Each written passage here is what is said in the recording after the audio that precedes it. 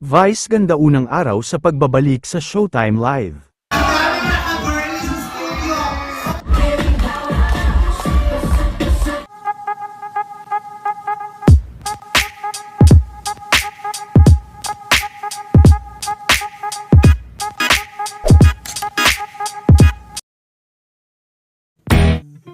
Maaga pa lang, ay marami na nga ang talagang nag-abang dahil ngayong araw na nga, ang inaabangan na pagbabalik ni Mim Vice matapos ang halos na isang buwan ng pagkawala nito sa Showtime, ngayon din ay nagkaroon ng nakakatuwang contest kung saan ay marami ang mga nakasuot ng girly outfit sa Showtime.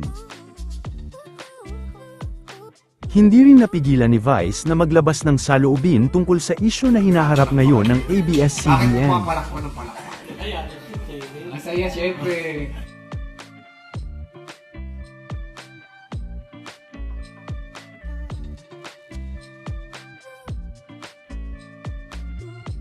Gago yung mga umaaway sa ABS-CBN na pinlolo-loko sa akin. Pahinga lang ako, makakatikim kayo sa akin. Mga aaway sa mga boss ko, sa mga kapamilya, yung mga gustong magpasara ng ABS-CBN, pinlolo-loko ng gago kayo. Hindi ba maraming tao lang. Ako, sabi ko sa inyo, huwag kayo talaga naundayan ko. Babe? Where you at? Ay, nagkasalisi tayo. Kaalis ko lang Oo. Oh, kumain ka muna dyan. Meron ako natirang siopaw dun sa in-order kahapon. Meron ba, di ba? Meron pa. Okay. Pagod ka. You tired? Okay. Malapit na ako sa ABS. I'll call you in a bit. I miss you. Love you.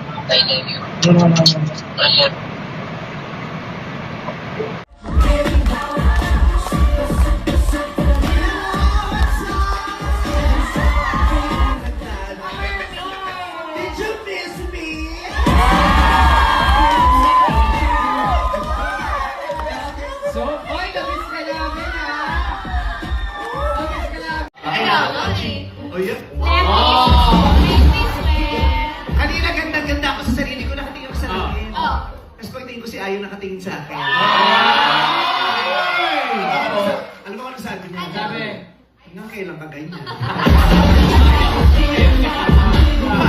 Parang hindi ka masaya. Naalibot pa rin siya. Sabi niya, hanggang kailan ka ganyan? Lambing lang yun. Ganda kaya. Only for showtime.